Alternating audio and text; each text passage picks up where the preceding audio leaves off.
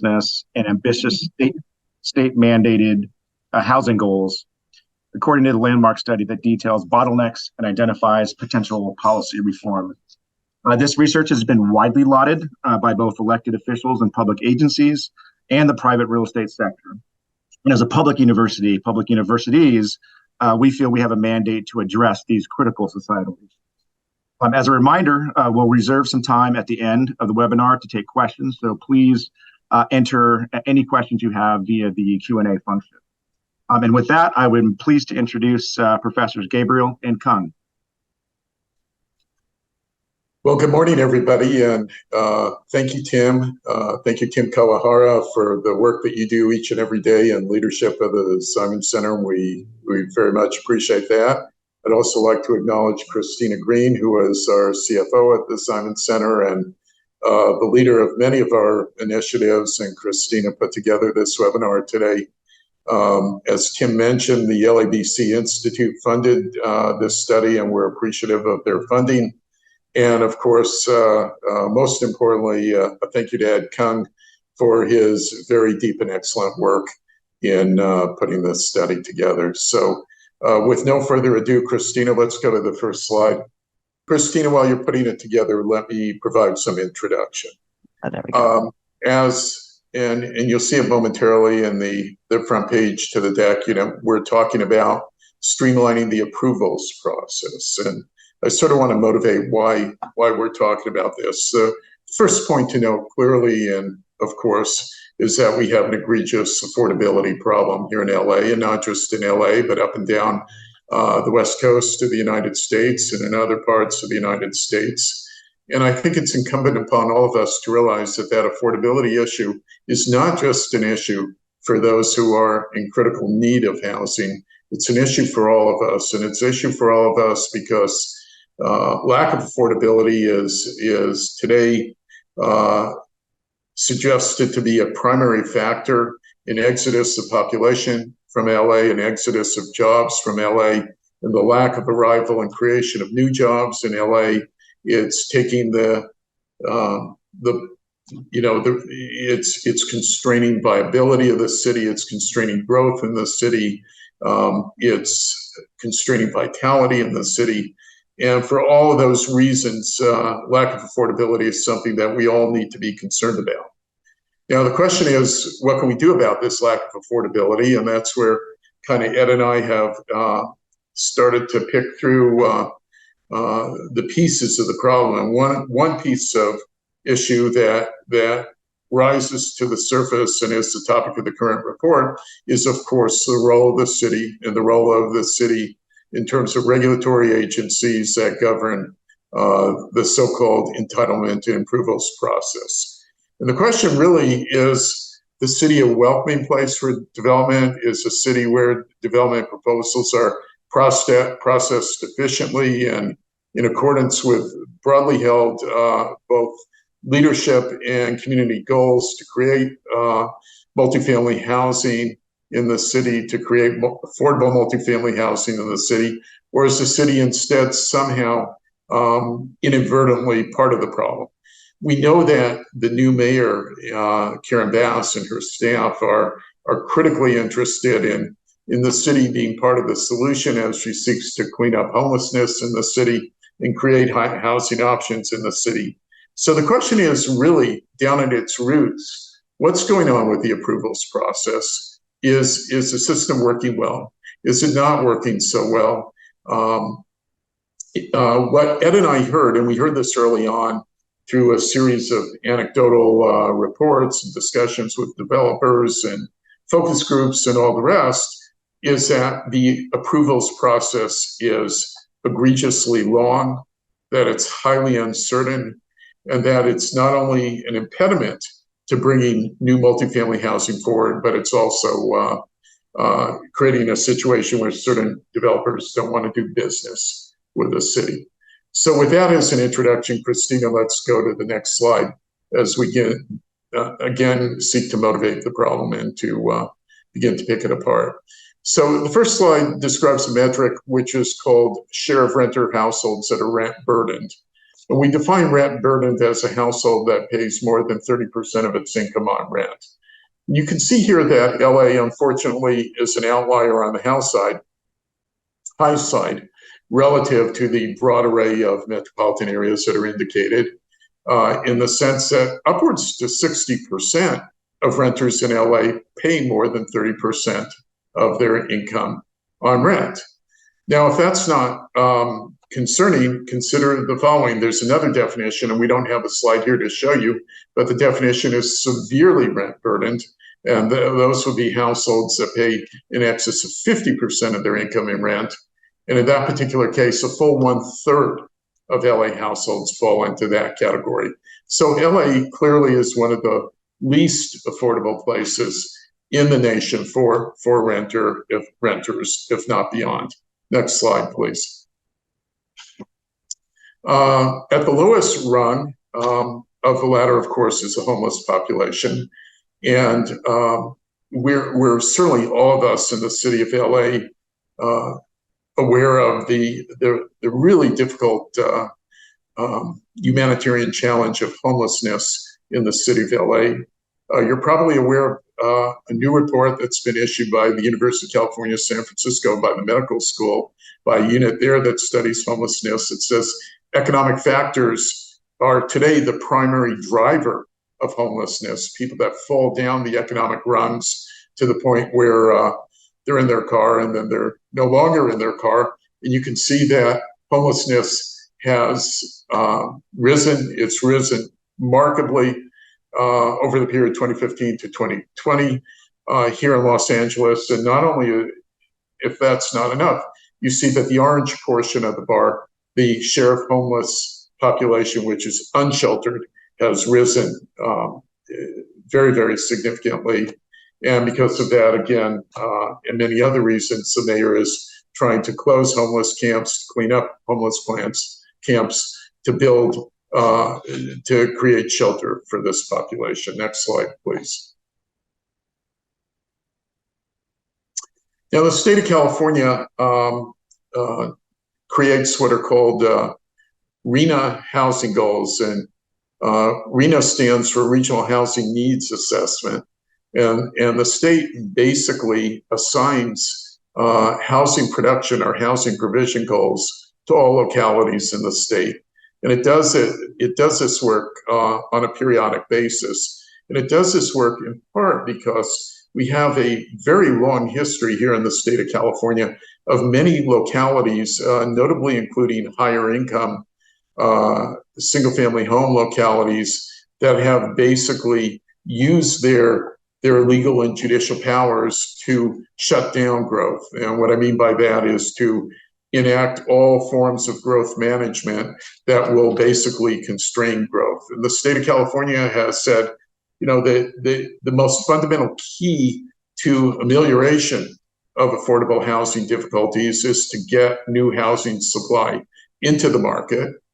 And in setting these goals, you can see the goals that are set for the city of Los Angeles, where here you can see that during the 2010 to 2019 period, we produced only about 84,000 units. You can see that the goal for the period between 2021 and 2029 is about 450,000 units. That's a difference of about 370,000 units in terms of an accelerated pace of development. The good news is that if you look at the most recent data, it shows that LA is making strides, really remarkable strides in terms of new housing development. This is not necessarily affordable, but new multifamily housing development. The bad news is that the goal is such that I'm not sure I've met anyone who believes that Los Angeles will meet its RHNA goal. Next slide, please. So Ed and I come upon this work with questions. The first question is a broad question, which is, how can we accelerate housing production in the city of LA? Again, this is by far the most fundamental, well agreed upon approach to ameliorating issues of housing affordability, or at least taking some of the pressure off house prices and the like. But in that particular broad context, we really want to focus on the entitlement and approvals process, as we've mentioned, on the time frame, the duration of that process, as well as the uncertainty related to the process. And both indeed are negatives to development, as I've mentioned. We want to identify, as we get to those timeframes, the most salient factors, those factors that are really the drivers of the issue. We want to try, ultimately, in a policy sense, to address those most salient factors, see if we can fix them, and see if in so doing we can fix the process.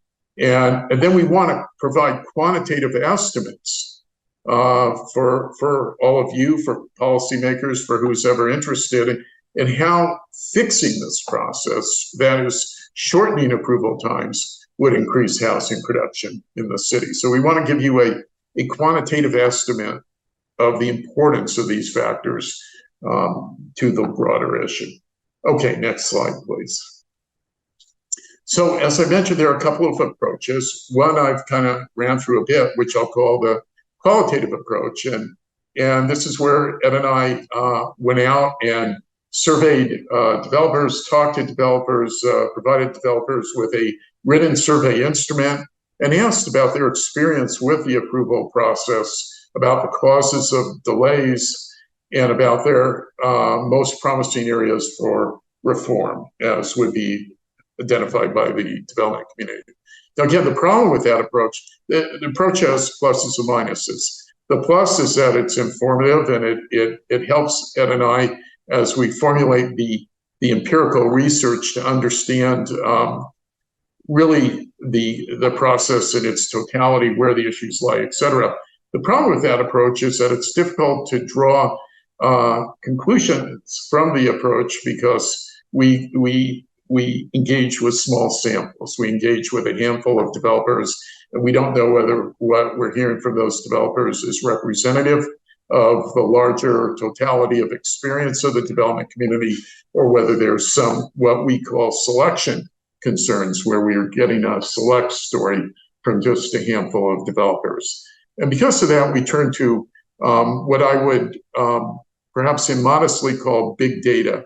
It's not really big data in the sense of massive numbers of observations, but what Ed and I have done in this project is we've extracted data from the city on the totality of multifamily housing projects that were permitted by the city during the 2010 through 2022 period.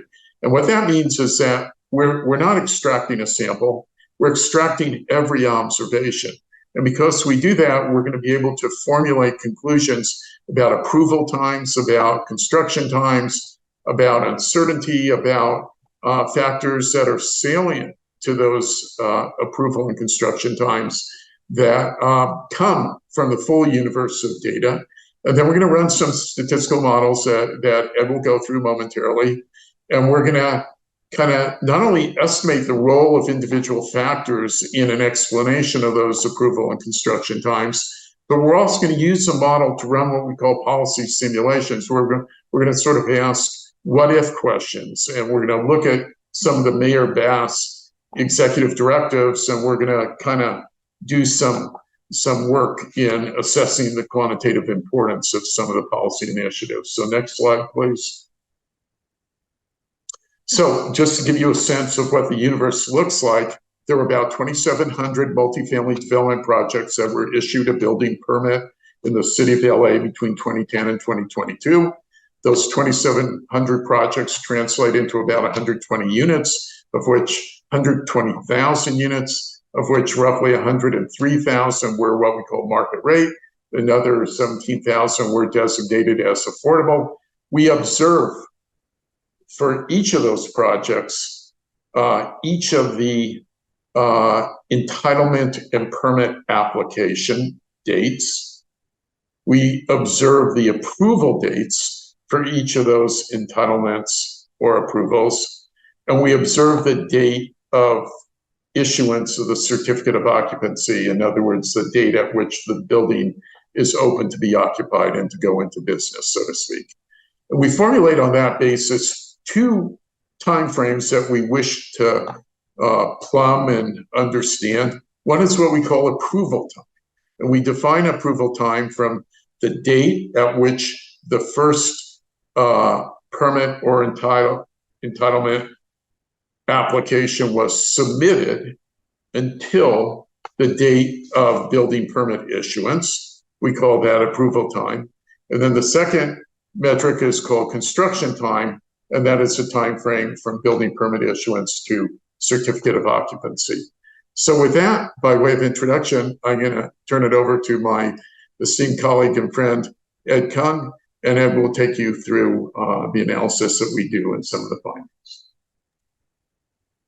All right, thank you, Stuart, for the great introduction and really just setting up why we need to be taking a look at the housing development process here in LA. So I'll kind of be just walking through some of our methodology and results. And I'm going to start with just showing you an example of what our data looks like. So what you see on the screen here is a particular observation in our data, one record in our data. It's the Florence Town Apartments, and it's a 51-unit affordable housing development approved under 2 planning department cases that you can see on the screen. And on the screen, you can see the timeline which we were able to construct using our data for this particular project. So the first entitlement application was filed on October 10th, 2017. And then 465 days later, on January 18th, 2019, the building permit was issued. And then our data also lets us track the certificate of occupancy date, which is how we define whether a project has been completed or not. And we see that between the permit issuance date to the C of O date, that was about 1,200 days or about 3.5 years. So that kind of gives you a sense of the kind of data we're looking at. And what we're going to be trying to do is sort of explaining these time frames. So this 465-day time frame is what we would have called the approval time, and the 1,200-day time frame is what we would have called the construction time.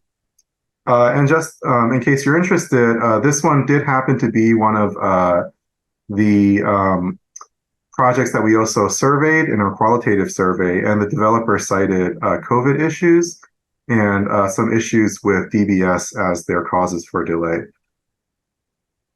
Next slide, please. All right, so here's a summary of the development times that we're seeing in our data. Across all projects, from the first entitlement or permit issuance to C of O, the average time is about 1,400 days or 3.9 years. So about 4 years on average for a multifamily project to go from start to finish. And on average, 549 days of that, or 1.5 years, is approval time, and 863 days of that is, or 2.5 years, is construction time. There are slight differences across the project types. We do see that mixed income projects tend to take a bit longer, and it does look like approval time is the primary reason for that. And 100% affordable projects take a little bit shorter time, likely due to the city has been trying to prioritize affordable projects, and it's likely some of that is due to this. But that gives you a sense of the kind of numbers we're looking at.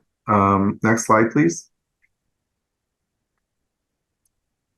Now, this histogram is showing you the distribution of the development time for our completed projects. And what we want to emphasize here is that, there's 2 aspects to thinking about development time and approval delays. The first is just how long does it take? And that obviously matters for developers. Time is money. But there's also an element of uncertainty, right? And so here you can see kind of the variance in development times that developers are facing. The interquartile range, meaning the range where 50% of the projects would be expected to fall into, is between 946 and 1,700 days. And what that's telling you is that, a quarter of our projects actually took over 5 years to complete. Right. So even though we're focusing on the averages in our study, there's actually a significant amount of uncertainty as well. And just sort of a plug, Stuart and I are also currently engaged in studying what are the factors that explain not just the average time, but also the volatility in time. But that gives you a sense of the kind of uncertainty that developers are looking at before they can decide to engage in a project or not. Next slide, please. All right, so before I get into the details of our methodology, I kind of want to give a sense of the scope of opportunity that we're looking at, okay? Because we've already established that development times are very long. And the question we want to ask in the study is, to what degree can reducing these times increase the rate of housing production, okay? And we can start to get a sense of that by looking at how many projects were started versus how many were completed within our time frame. And so what you see on the slide here is you see two lines. The top line, or the blue line, tracks the cumulative number of units by the date in which the project was started. And the bottom line, the orange line, shows you the cumulative number of units by the date in which projects were completed. And so naturally there's a gap, right? Because it takes time for projects to finish. And what we found in our data is that out of the 120,000 or so units that were started within our time frame, only about 70,000 were actually completed in our time frame, and there was a gap of about 48,000 which were still unfinished. And so the question we're going to ask now is, to what extent can reducing approval times kind of peel back that orange line or pull up that orange line so that we can reduce that gap? And so let's go to the next slide. All right, so now what I've done is I'm showing you the same two lines as before, but we additionally show a third line, this dotted green line. And this is a simulation based on our estimated model of development time, which I'll tell you about later. But the simulation asks, what if we were to reduce approval times by 25%? And what we found is, if you just reduce approval times by 25%, and we're not assuming anything else other than that, we're not assuming that this incentivizes new development, we're not assuming anything about how that changes the size of projects.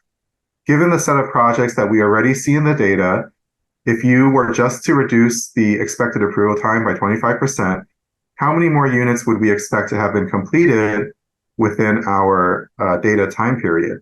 And the answer we got was about 10,000, okay? And that's actually pretty significant because, as I said, the baseline number of units completed was about 70,000. And so this is a gain of about 14%.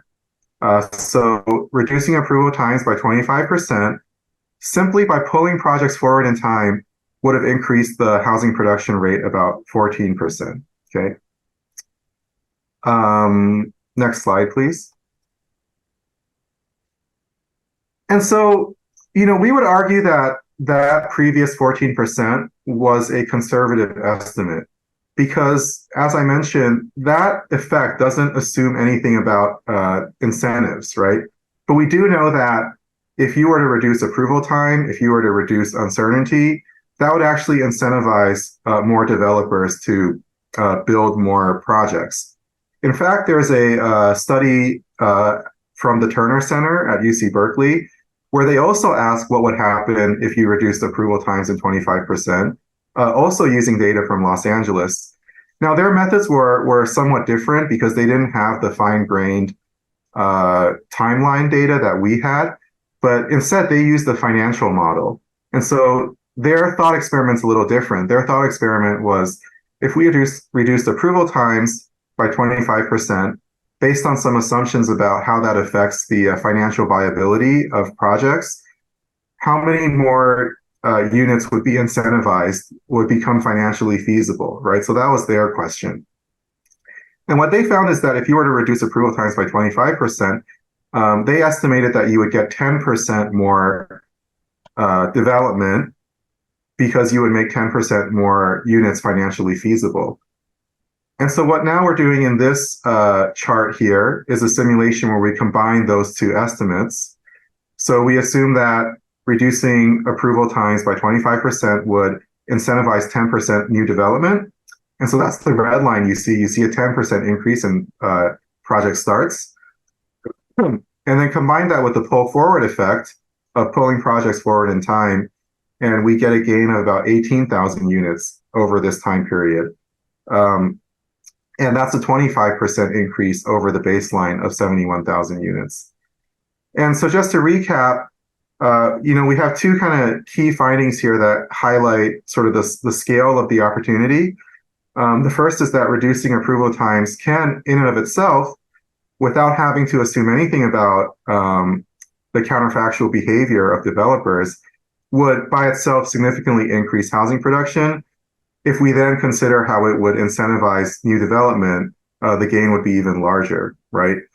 So when we got these numbers, I think that really encouraged us that, there really is a economically significant magnitude to the idea of reducing approval times and increasing the rate of production. All right, next slide, please. So now let me tell you a bit about the models that we used to generate our simulations and our results. We estimate two duration models. So we're really estimating two different statistical models, one of approval time and one of construction time. They're estimated as linear functions of different factors that we can observe about each project. You're going to see a table with some of the factors in just a second, but to give you kind of an overview, we can see the number of units in the project, the height of the project, the square footage. We can see if the project was by right, meaning whether it required an entitlement from the planning department or whether it could go straight to Department of Building and Safety to get its permit. We can see different kinds of entitlements that it required, like did it require an environmental impact report? Did it require a site plan review? And one really unique thing that we did, which we couldn't have done without our partnership with LABC Institute, is we were actually able to get data from the Department of Water and Power to include as a data feature whether or not the project required different kinds of electrical infrastructure work. And the reason we pursued that data was because in our conversations with the developers, they had told us that that's one of the major factors that they think is contributing to slow development. So we were able to add that to our data as well. And so we're basically going to try to model approval time and construction time as a function of these various factors. And one thing to keep in mind is that because we both see incomplete projects and completed projects, we do have to take into account the right censoring of the approval times.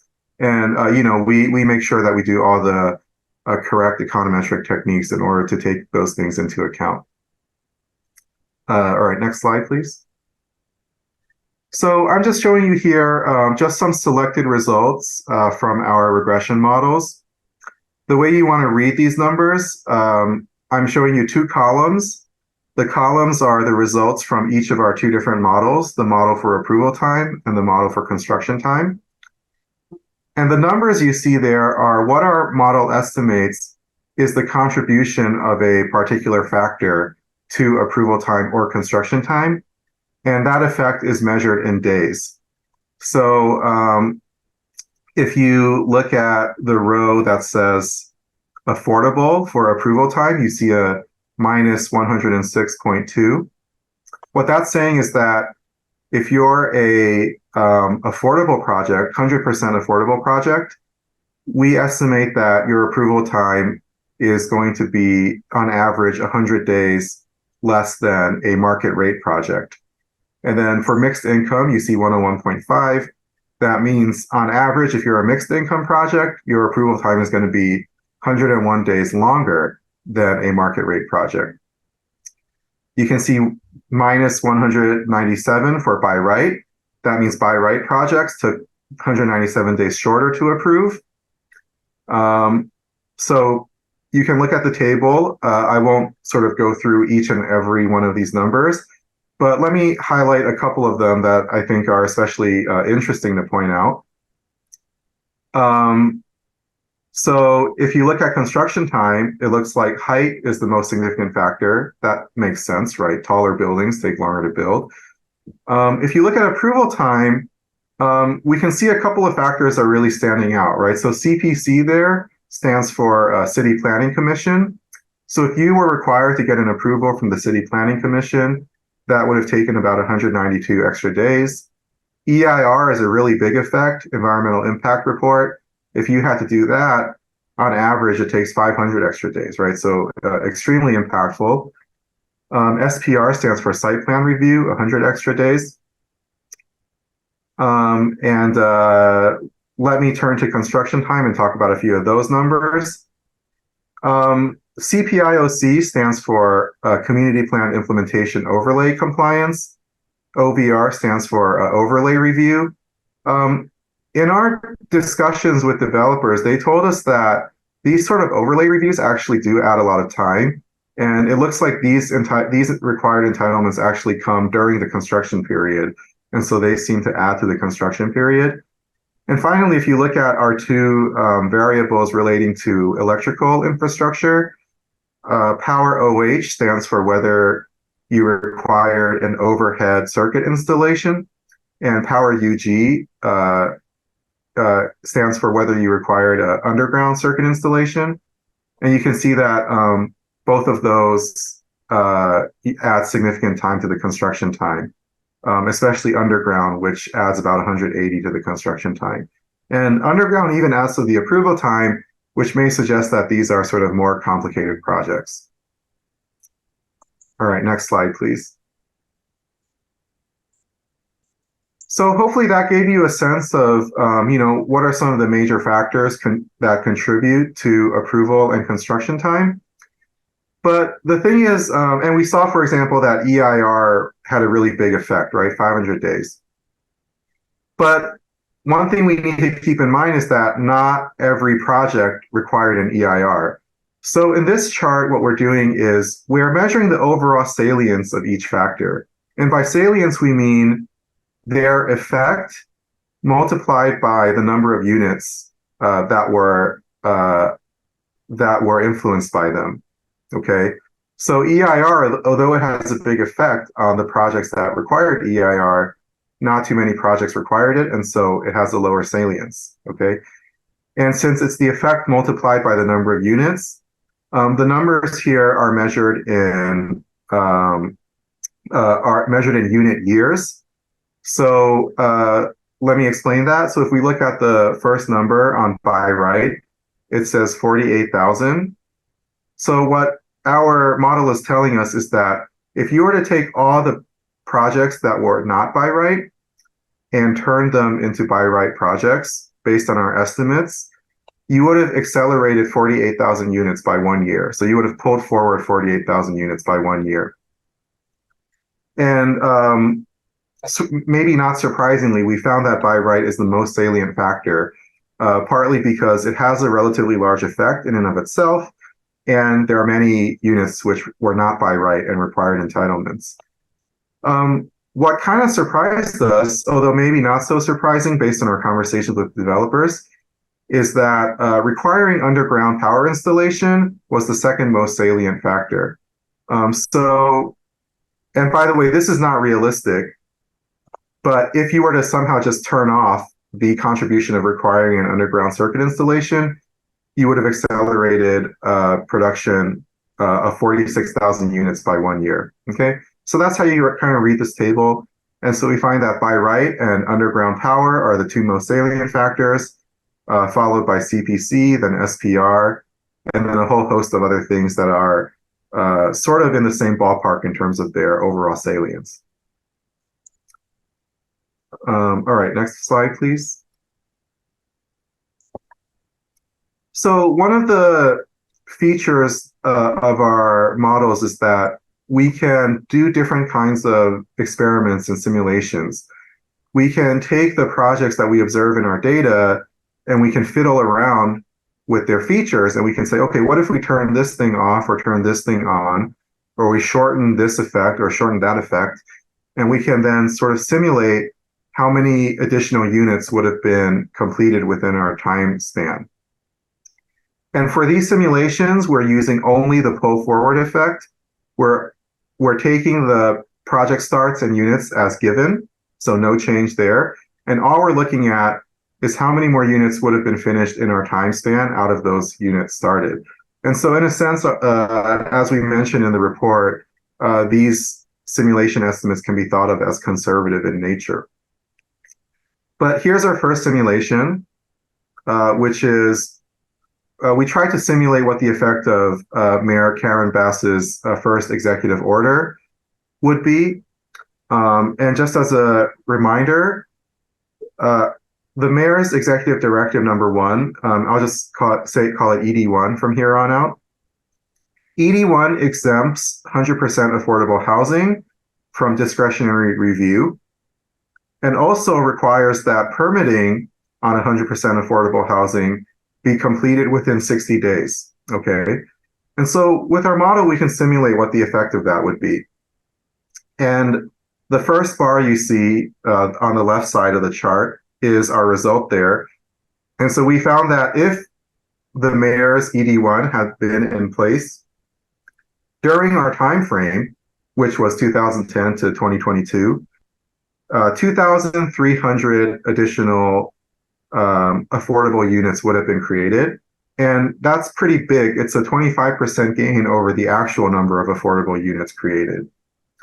But relative to the entire scale of the housing units, it's not that large, right? So we also asked, what if we expanded ED1 to broader categories? So the middle experiment there shows you what would have happened if we expanded ED1 to mixed income. And we find that that would have increased affordable by 3,200 or 36%, and would have actually increased total production by 11,000 or 16%. And finally, what if we expanded ED1 to all projects? And we found that that would have increased total production by 23,000, which is 32%. So it's a really large effect. Now, we're not saying that this is necessarily feasible, right? We have a section in our report where we talk about policy recommendations. And one of them is actually to simply increase staffing, right? Ensure that there's enough staffing to make sure that this level of throughput is achievable, okay? But we're just asking here, what if you were able to do it? This is what you would be able to get, okay? Let's go on to the next slide, please. We do a variety of other experiments, so I'm gonna just tell you all about them. Our second set of experiments is what if we established more by right pathways? The first experiment there, what if we just made all projects by right? That would have increased production by 22%. Maybe that's not very realistic. So what if we exempted discretionary review for projects that were smaller than 200 units? Well, then we would get an increase of 9.9%. What if we did that only for 100% affordable projects? We would get an increase in 20% for affordable units, okay? It's a little bit less than ED1 because remember, ED1, in addition to making affordable by right, it also limited permitting to 60 days, right? So it had an added effect of that.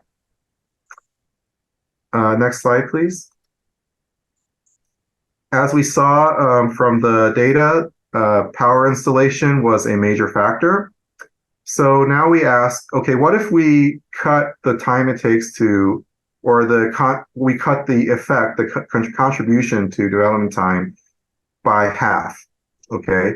So, because we recognize that you can't eliminate that. That's a real physical requirement, right? But according to developers, and I believe DWP would admit this as well, not all of that time is really spent on physical requirements. Some of it really is just due to delays for various bureaucratic reasons or other issues that we can actually talk about when we get to the surveys. Okay, but so what if we cut the contribution of power installation in half? this is what we get. If we only do it for 100% affordable, the effect is not too large. It's about 400 additional units. If we do it for both mixed income and 100% affordable, we would get a gain of 2,000 units, or 3% of the total number of units we were producing. And if we did it for all projects, we would increase production rate by 6%. And all right, next slide. So last but not least, after we published the report, so this one is not in the actual report, but we were approached by the mayor's office, and they wanted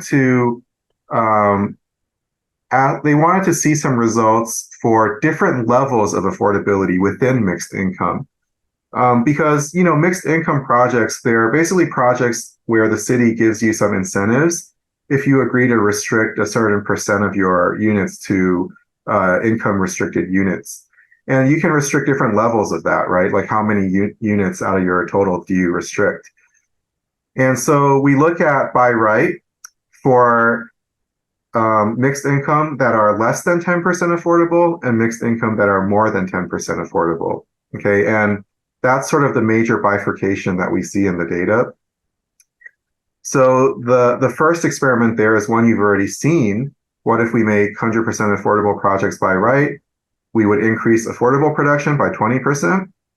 What if we make by right for projects that are, for also mixed income projects that have more than 10% affordability? We would increase the affordable units by 23% and total units by 5.2%. And if we expanded by right to all mixed income projects, we would increase affordable units by 26% and total units by 9%. Okay, so this kind of just gives you a sense of the scale and scope of what we're finding with our model, and hopefully it would be useful for policymakers to kind of judge, what kind of reforms might be most promising. All right, next slide, please.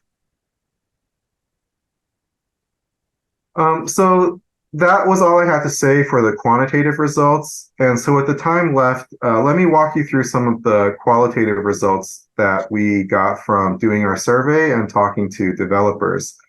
And there are some really interesting insights here, so I think it's worth going over. Here's a summary of our developer survey. We didn't get too many responses. We got 21 projects in terms of developers who responded to our survey. The average cost per unit, because we asked them about total cost, was about $524,000. So at least according to our survey, some of these, large numbers that we've heard about in the news are bearing out. But one thing I want to focus our attention on is we asked the developers, what were some of the causes of delay that you faced?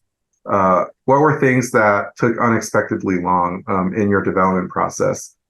And 17 out of the 21 projects reported that the LADWP power connection took longer than expected. And that's one of the things that turned us on to the LADWP data.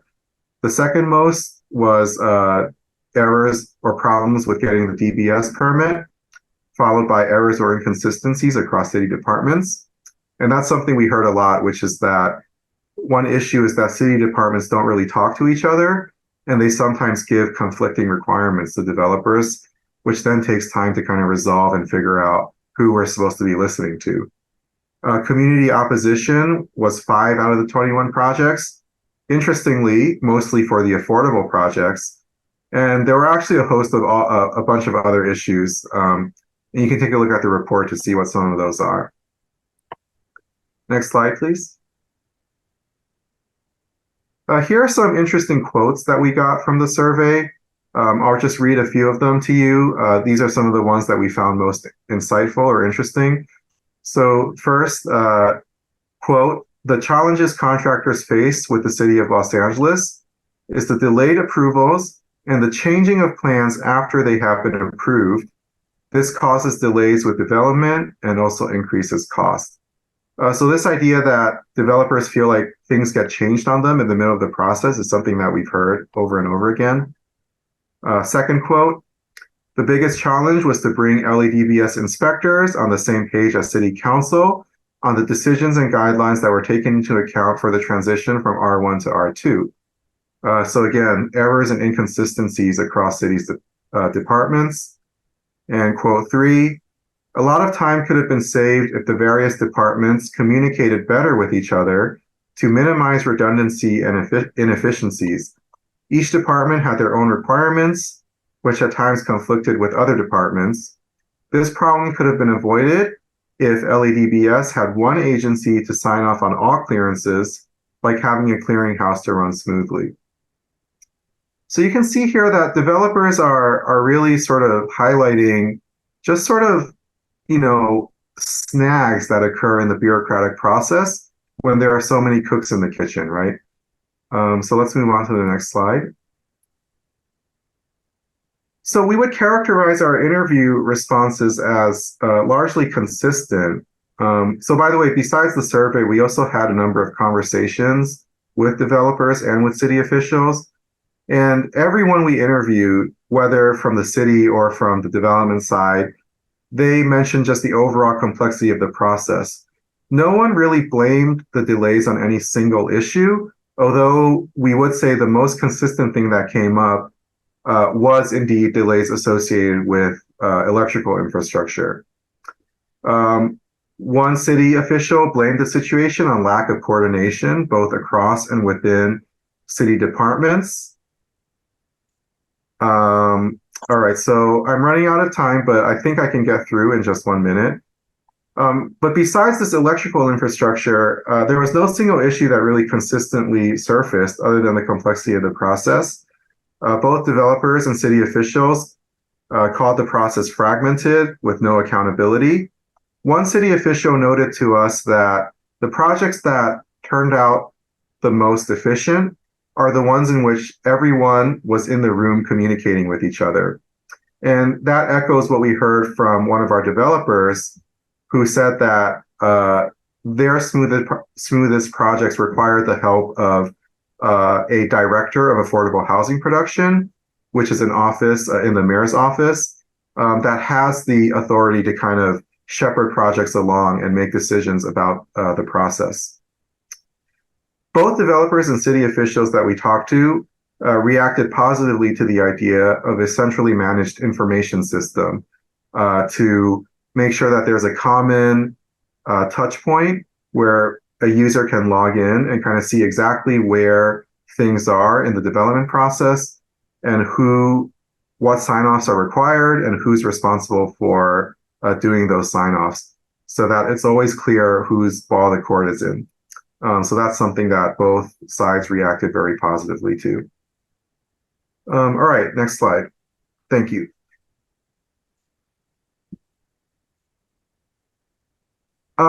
So this is the last slide. I'll just quickly run through the recommendations without talking too much about them. You can read about them in much more detail in the report. So our recommendations are: number 1, to increase the threshold for site plan review to 200 or more units, 200 or less units.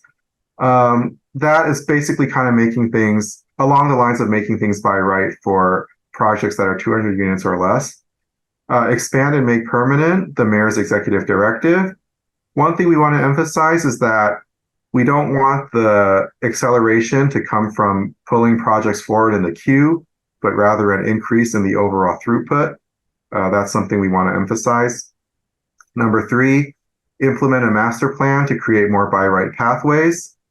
Number 4, allocate resources to expedite power installation, especially for multifamily housing. Number 5, leverage technology to improve transparency and coordination between departments and developers. Number 6, implement policies to improve case management and accountability.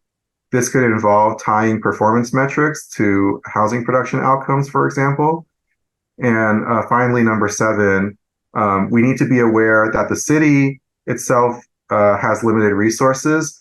And so we need to ensure that departments are adequately staffed to handle the greater throughput that comes with greater housing production.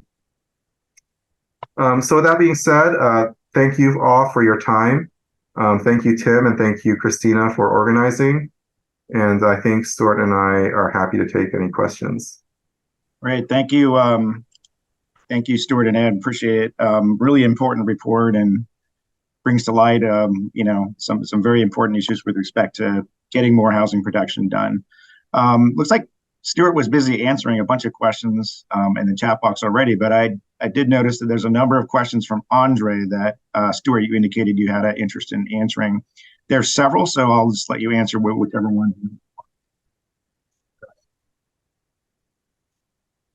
Tim, I'm not sure if Andre wanted to articulate further, and I don't know if you can see his questions. Like the first question is in the rent burden table, I noticed some markets weren't listed, for example, San Francisco and Oakland, but San Jose and San Diego were. If those markets are included, how would they fare in terms of affordability? I suspect that some of that has to do with relative low wage growth and household income in Los Angeles relative to some of these other markets, but comments there.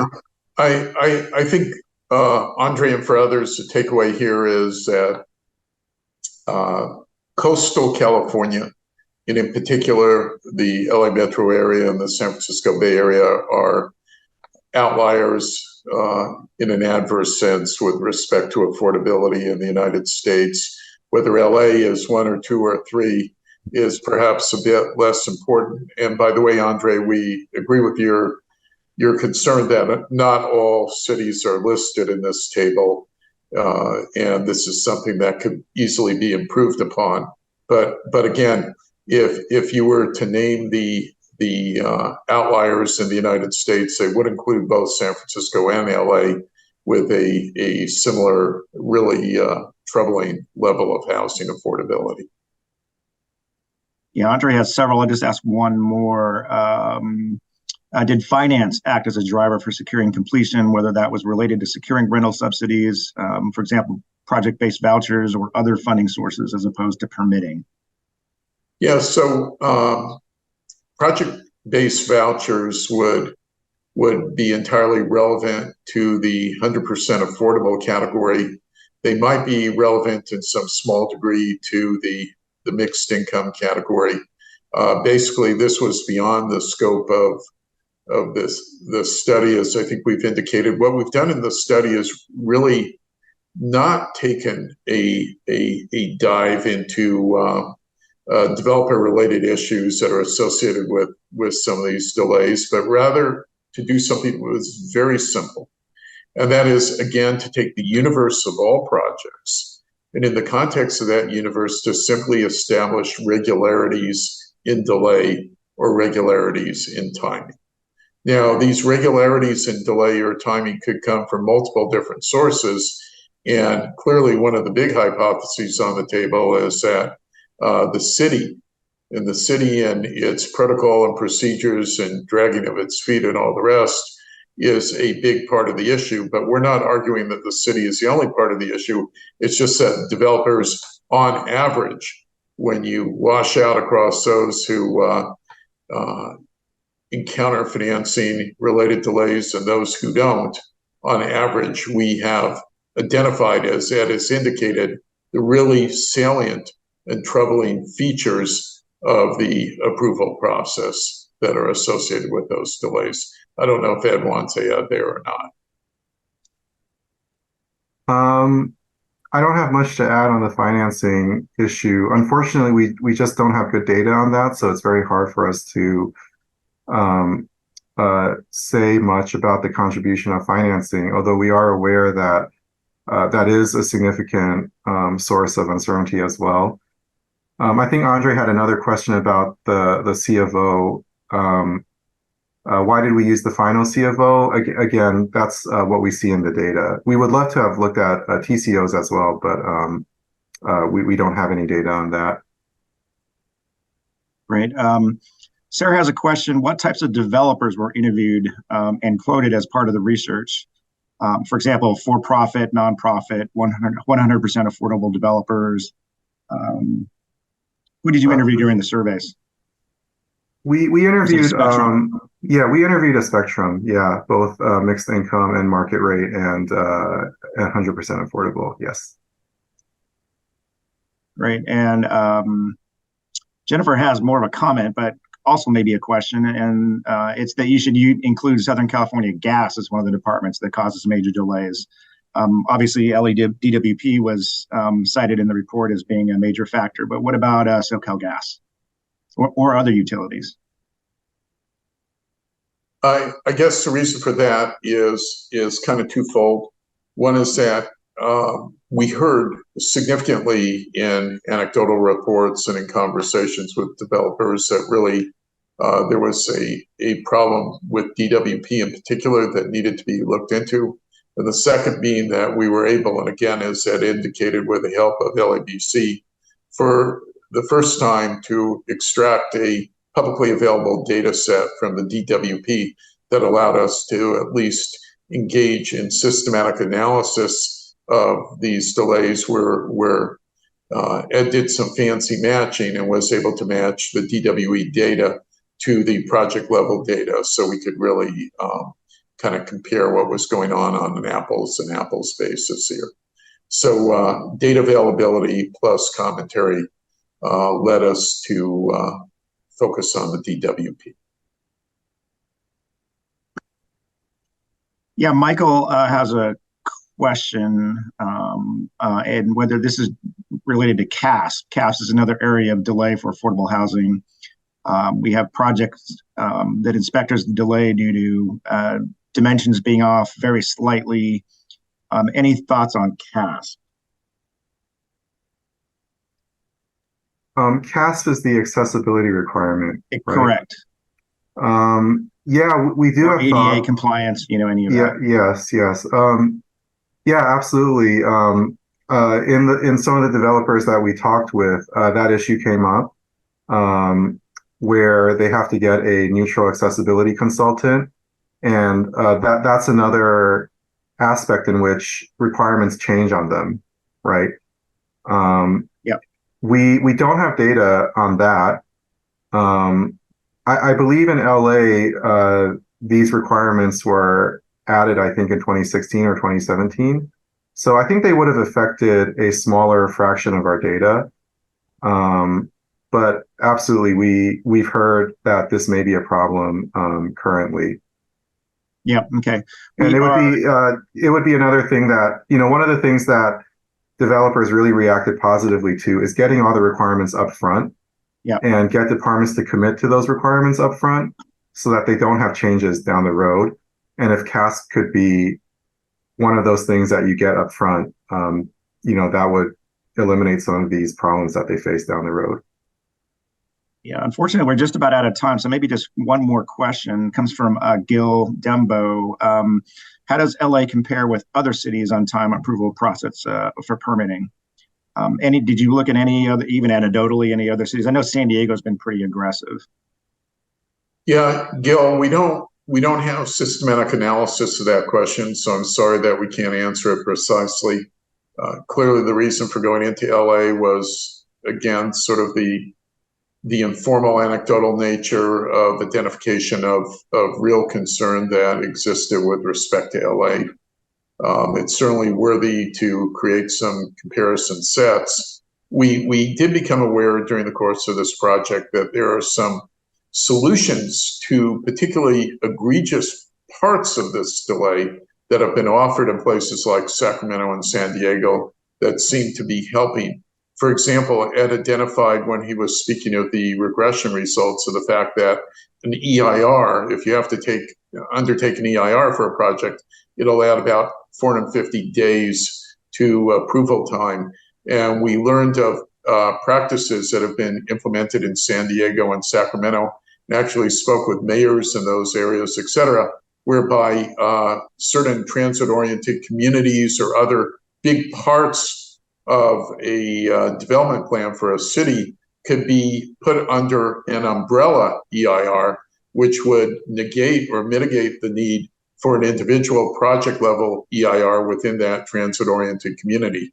And that type of methodology is being used successfully in other places to really cut timeframes and that are related to individual project EIRs. So good question and something we have to follow up on. Thank you. Great, thanks all. Well, unfortunately, we are now past, so we're going to have to sign off here. As a reminder, the full report was put in the chat, and this recorded webinar will actually be made available to all the registrants in about a week's time. So with that, Professor Stuart Gabriel and Professor Edward Kung, thank you so much for the presentation, and look forward to having all of you back at another Ziman Center webinar in the near future. Thanks so much. Thank you. You.